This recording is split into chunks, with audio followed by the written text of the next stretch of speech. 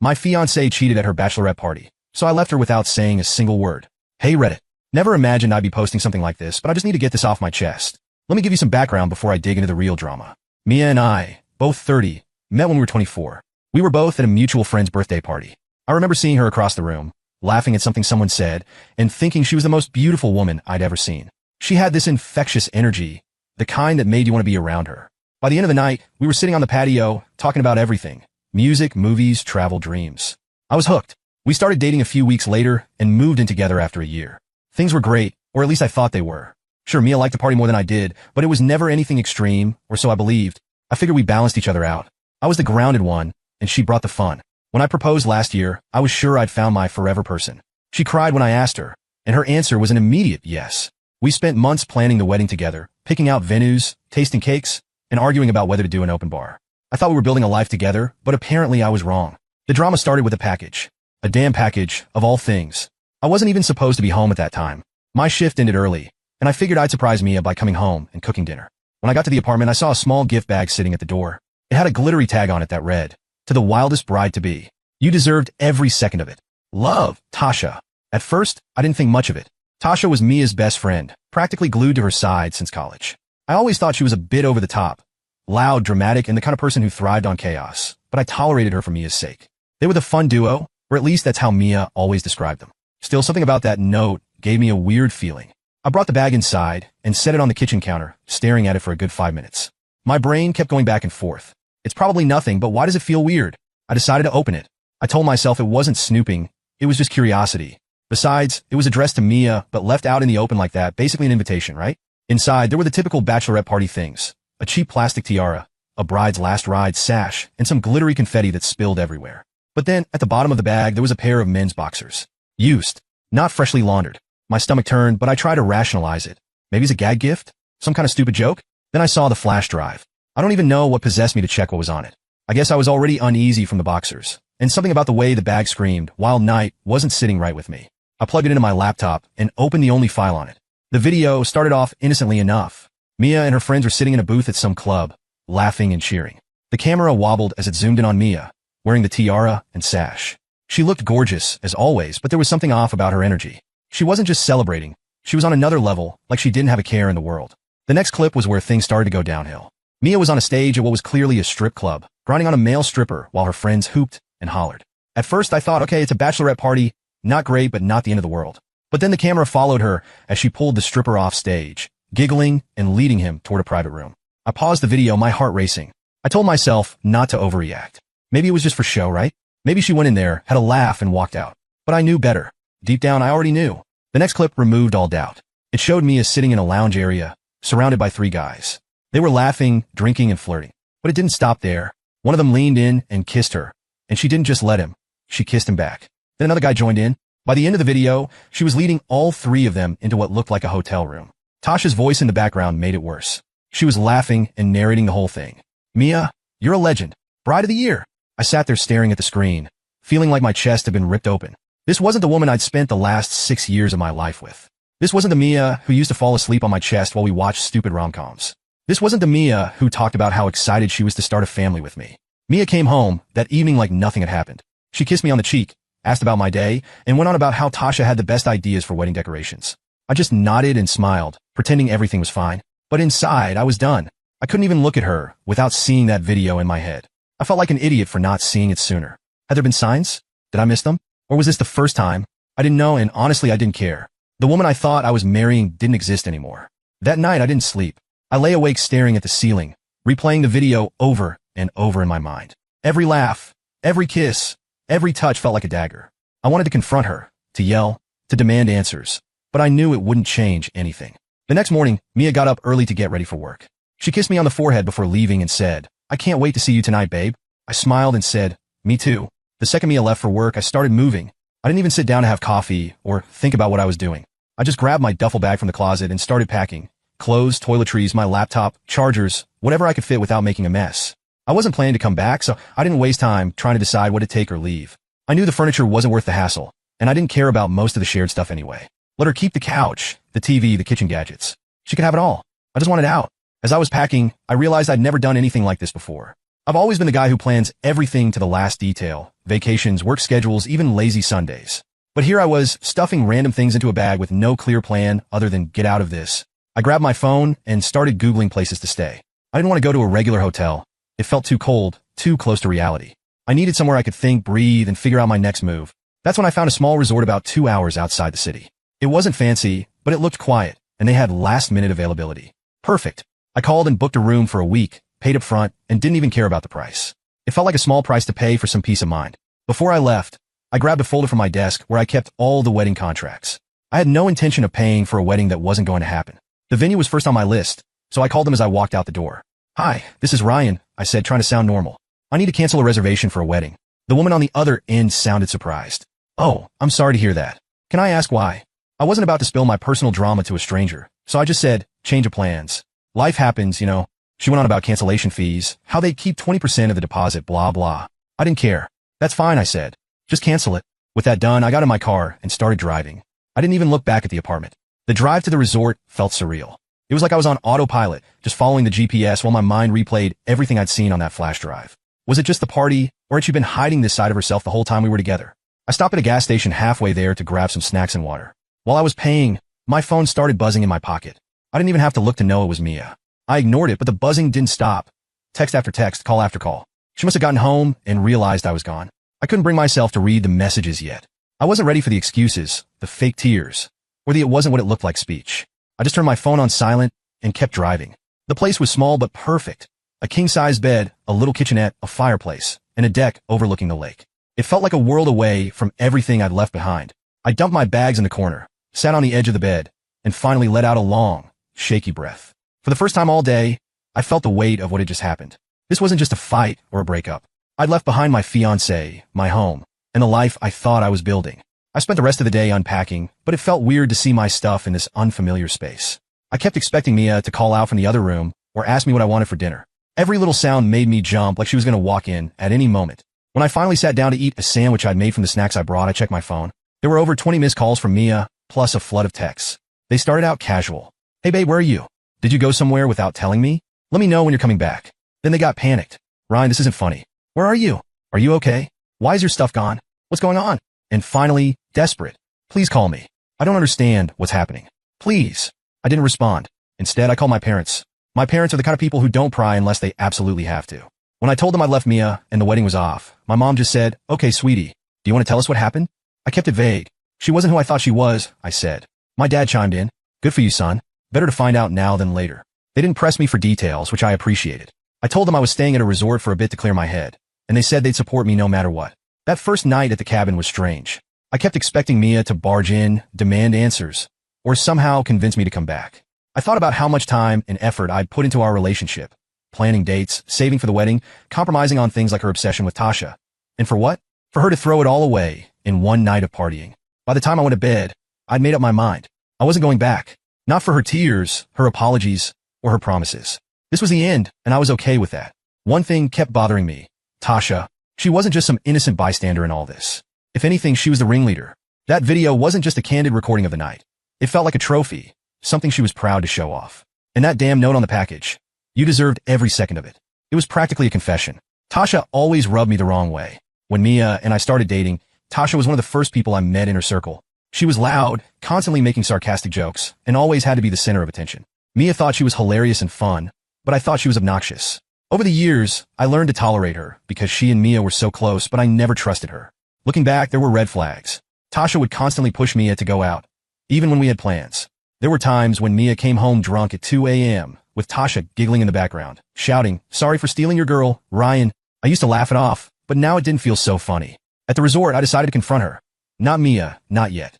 I wanted answers from the person who encouraged this whole mess. I didn't want to call Tasha directly, so I used a burner number app to text her something vague but baiting. "Hey, it's Ryan. We need to talk about Mia. Meet me at the coffee shop on 7 tomorrow at noon." She responded within 5 minutes. "WTF? Are you okay? Is Mia okay? What's this about?" I didn't reply. The next day, I drove back to the city, parked a few blocks from the coffee shop, and waited. Sure enough, Tasha walked in right on time, looking as smug as ever. She was wearing her usual over-the-top outfit. A bright pink blazer, heels that looked impossible to walk in, and sunglasses indoors. Classic Tasha. I walked in a few minutes later and sat down across from her. She looked surprised to see me, but then smiled. "Ryan, You scared me with that text. What's going on? I didn't waste any time. Cut the crap, Tasha. I know about the bachelorette party. Her smile froze. What do you mean? I leaned forward, keeping my voice low. I mean the flash drive, the videos, the package you left on the doorstep. I know everything. She stared at me for a moment, then laughed nervously. Oh, come on, Ryan. It's just bachelorette party stuff. You're not seriously upset about that, are you? Upset? I said, leaning back in my chair. That's an understatement. What kind of best friend encourages someone to cheat on their fiancé and then sends them a highlight reel? Her face turned red. It wasn't like that, she said quickly. It was just a fun night, no harm, no foul. I pulled my phone out of my pocket and opened the screenshots I'd saved. I slid it across the table, showing her the messages she'd sent Mia. Bride of the year. You own that stage, girl. Don't feel guilty. It's your last chance to be free. Her eyes widened, and she tried to push the phone back toward me. Ryan, you're taking this way too seriously. It's just tradition, you know. Every bride deserves one wild night. Tradition? I said, my voice rising slightly. Is that what you call it? Because to me, it looks like you were egging her on the whole time. Tasha sighed and leaned back in her chair, crossing her arms. Look, I didn't force her to do anything, okay? She's a grown woman. She made her own choices. And you were right there cheering her on. I shot back. You were supposed to have her back, Tasha. Instead, you helped her throw away everything we built together. She rolled her eyes. Oh, please. It's not like she doesn't love you. It was just a one-night thing. You guys can move past this. That set me off. I slammed my hand on the table, making her jump. Move past this? You think I can just forget about her sleeping with 3 guys because you call it a one-night thing? You're unbelievable. She looked around nervously, probably worried about the other customers staring. Okay, fine, she said, lowering her voice. I'm sorry if it got out of hand. But honestly, Ryan, this is between you and Mia. Don't drag me into it. You're already in it, I said, standing up. And believe me, Tasha, everyone is going to know exactly what kind of friend you are. Her eyes widened. What does that mean? You'll find out soon enough, I said, grabbing my phone and walking out. On the way back to the resort, I thought about what she'd said. She's a grown woman. She made her own choices. As much as I wanted to blame Tasha for everything, she was right about one thing. Mia had made her own decisions. Tasha might have encouraged her, but Mia didn't have to go along with it. That thought made my stomach turn. I'd always seen Mia as this fun, carefree person, but now I realized she was just reckless. Tasha might have been the match, but Mia was the one who lit the fire. When I got back to the cabin, I started drafting an email. I wasn't ready to confront Mia yet, but I wanted to make sure Tasha couldn't spin the story in her favor. I attached the screenshots and videos to the email and sent it to a few of our mutual friends, just the ones I trusted to keep it quiet until I was ready to tell the full story. I didn't hear from Tasha after that meeting, but I wasn't surprised. She probably realized there was nothing she could say to make things right. And honestly, I didn't care. She wasn't my problem anymore. My next move was clear to me at the time.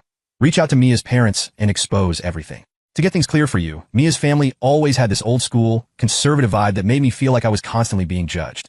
When we moved in together 3 years ago, her mom, Janet, acted like we were running some kind of underground scandal. She didn't outright say it, but the constant comments like, you know, it's not proper to live together before marriage, and the way she always looked disappointed when I mentioned our apartment, made her feelings pretty clear. Her dad, Henry, was quieter about it but still disapproving. He'd grunt whenever the topic came up and say something like, back in my day, we did things differently. It wasn't until Mia and I got engaged that they even started warming up to me. Once there was a ring on her finger, suddenly Janet was planning bridal showers, and Henry was offering to help us with a down payment for a house. It was like I'd passed some invisible test, and now I was finally worthy.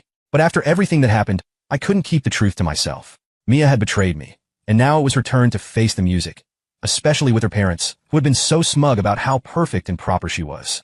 Mia's texts and calls hadn't stopped since my conversation with Tasha. Ryan, please answer me. I know you're upset, but we need to talk. I love you. Please don't give up on us. Every message made me angrier. She didn't get to play the victim. She made her choices. I hadn't responded to a single text or call, and I didn't plan to. But then Janet texted me. Ryan, what's going on? Mia is a wreck. Please call me. We're worried. I stared at the message for a while before deciding I needed to do this in person. If anyone was going to deal with Mia, it wasn't going to be me. Let her parents handle it. They always acted like they knew better anyway. The next day, I drove back into the city and headed straight to Janet and Henry's house. I didn't tell Mia I was going, even though I knew she'd probably lose it once she found out. When Janet opened the door, her face lit up with a mix of relief and concern. Oh, Ryan, thank God you're here. What's going on? Mia is so worried about you since yesterday. Henry was sitting in his usual chair in the living room, flipping through a newspaper. He looked up when he heard my voice. Ryan, he said, nodding. Glad you're here. Maybe you can tell us what's going on. I stepped inside and sat down on their pristine couch. I came to tell you the truth, I said, keeping my voice steady. You're going to want to sit down for this. Janet looked confused but sat across from me, clutching her hands together. Henry leaned forward in his chair, his brows furrowed. I pulled out my phone and opened the folder of evidence. Mia's been lying to you, I said, and to me. The wedding is off because of what she did at her bachelorette party. Janet gasped. What are you talking about?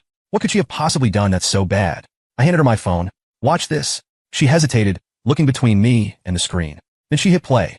Her expression shifted from confusion to horror as the video played. Oh my God, she whispered, her voice shaking. This can't be real. Tell me this isn't real. Henry stood up, his face red with anger. What's going on? Let me see that. Janet handed him the phone, tears streaming down her face. As Henry watched, his jaw clenched and his hands gripped the edges of the phone so tightly, I thought he might crush it. This is what she did, I said, my voice calm but firm. She didn't just betray me, she made a spectacle out of it. And her friends encouraged her the whole way. Janet buried her face in her hands, sobbing. I can't believe this. I can't believe she would do this. Henry paced the room, his fists clenched. That girl, that damn girl, he muttered. We raised her better than this. What the hell was she thinking? She wasn't thinking, I said. And now she's trying to get me to forgive her. But I'm done. I thought you both should know the truth because I'm not going to clean up her mess. Janet looked up at me, her eyes red. Ryan, please, can you just talk to her? Maybe it was a mistake. Maybe she was pressured. She wasn't pressured, I said, cutting her off. She made her choices, and I'm not going to spend the rest of my life wondering if she'll make them again. Henry stopped pacing and pointed at Janet. This is what happens when she listens to that damn Tasha instead of us. I told you Tasha was trouble. I told you. Janet nodded, wiping her tears. We should have said something. We should have stopped her from moving in with you. Maybe this wouldn't have happened. I almost laughed at the irony. You think me moving in with her was the problem? I asked. You've been so obsessed with what's proper that you never saw the real issue. Mia's reckless. She's been reckless for a long time, and now she's paying for it. Henry sat back down, shaking his head. Unbelievable. Absolutely unbelievable. I stood up. Look, I'm sorry to drop this on you, but it's your problem now. She'll probably come to you for help, and you can decide how to handle it. I've already made my decision. Janet grabbed my arm as I walked toward the door. Ryan, please don't tell anyone else about this. Think of the embarrassment for our family. I pulled my arm away gently. That's not my concern anymore, Janet. You'll have to deal with that yourselves. As I drove back to the resort, I felt a strange sense of closure. For years, Mia's parents had looked down on me, treating me like I wasn't good enough for their daughter. Now they knew the truth. Their perfect daughter had ruined everything on her own. Later that evening, I got another voicemail from Janet. Ryan, it's Janet. I don't even know what to say. Henry and I are devastated. We confronted Mia, and she's completely fallen apart. She says she doesn't know how to fix this. But honestly, neither do we. I just want you to know that we're so sorry. If you ever want to talk, we're here. I deleted the message. Mia could deal with her parents now. I was done. Let her explain herself to them. Let them pick up the pieces. I wasn't her safety net anymore. It was time for her to face the consequences of her actions. It didn't take long for the truth to spread. After dropping the truth bomb on Mia's parents, I decided to widen the circle. I wasn't being vindictive, okay, maybe a little, but people needed to know what Mia and her crew were really about. If I didn't say anything, they'd sweep it under the rug like it never happened. That wasn't going to fly. The first person I reached out to was Rachel, one of Mia's closest friends. She wasn't at the same level of chaos as Tasha, but she was there that night. She played along, cheered me on, and probably thought it was all harmless fun. I wasn't giving her a free pass. I sent her a short text. Rachel, I know what happened at the Bachelorette party. I've got the videos and messages to prove it. Don't play dumb. We need to talk. Rachel called me within minutes, her voice shaky, like she was caught off guard. Ryan, what the hell is this? Where did you get this? Does it matter where I got it? I said, keeping my tone calm. You were there. You saw everything. She stammered for a bit before blurting out. I didn't know it was that bad, okay? I thought it was just some dancing and flirting. I didn't know. You didn't know? I cut in. She disappeared with 3 guys. You didn't know she cheated on me in front of all of you? Rachel went quiet for a moment. I thought she'd hung up, but then she sighed. Look, Ryan, I'm sorry. I should have said something, but it's not like I could stop her. Mia talked about how boring marrying you would be, and she wanted one last fun night. Tasha was the one hyping her up, and Mia was, well, she was drunk and going along with it. I almost laughed. Going along with it? That's your defense? She wasn't just going along with it, Rachel. She made those choices, sober or not. And you stood there and let her. Rachel tried to backtrack. I didn't think it was my place. It was your place, I snapped.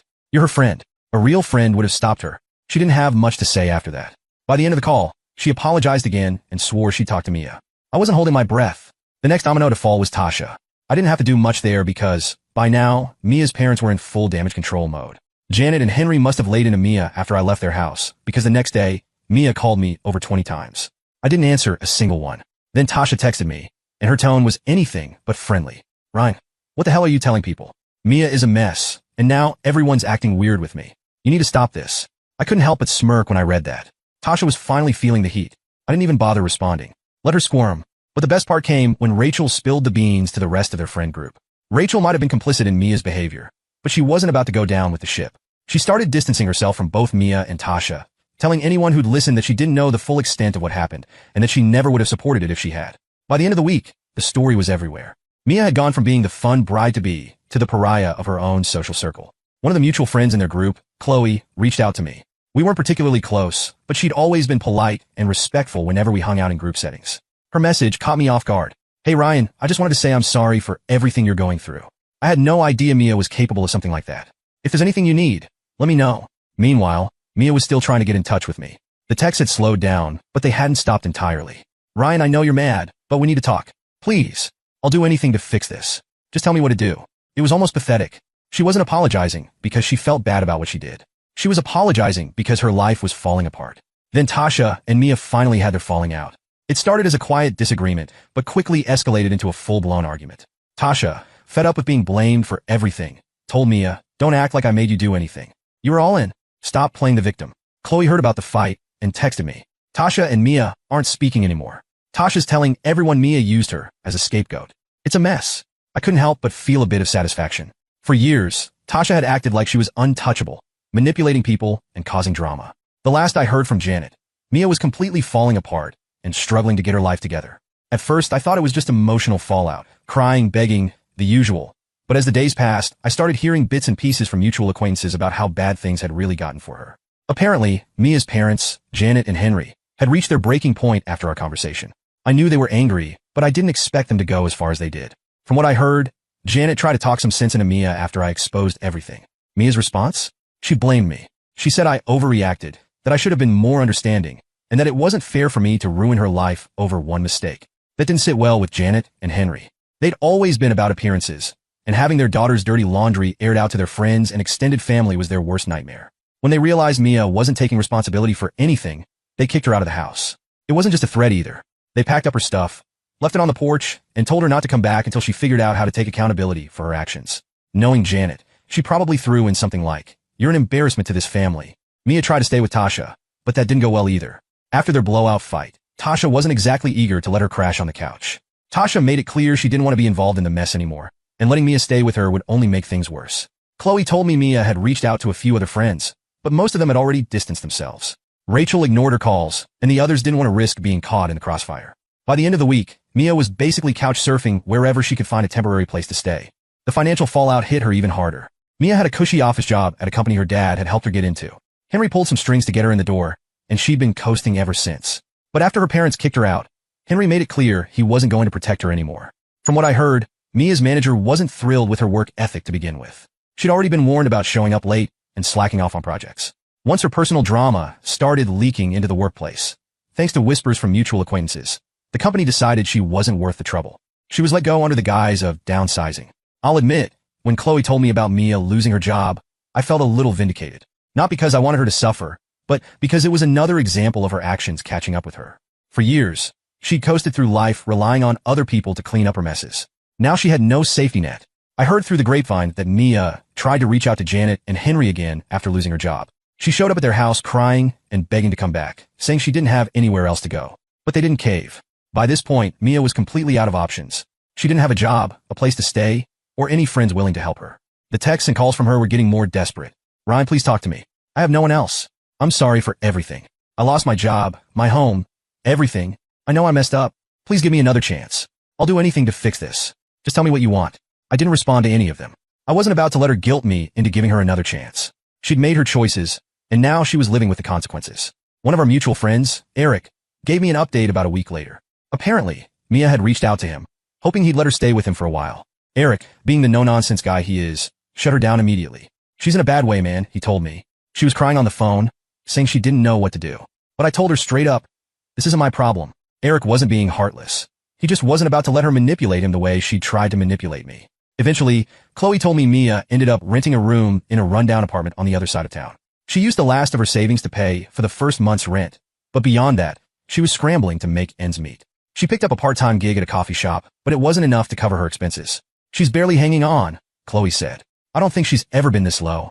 The part that surprised me the most was how quickly everyone turned their backs on her. For years, Mia had been the center of her friend group, the one who always planned the parties and brought people together. But now that she was the one in trouble, no one wanted to help her. Tasha washed her hands of Mia entirely, saying, "She's not my responsibility anymore." Rachel cut ties completely, saying she couldn't deal with the drama. Even Chloe, who would try to stay neutral, eventually stopped talking to her. Mia had burned every bridge she had, and now she was stuck trying to rebuild her life from scratch. I'd be lying if I said I didn't feel a little satisfaction watching her unravel. Not because I wanted her to suffer, but because it proved a point: actions have consequences. Mia had spent years relying on other people to bail her out, but now she was finally facing the reality of her choices. As for me, I was moving on. Every day felt like a step closer to leaving all the drama behind. Mia was on her own now, and honestly, that's exactly where she needed to be.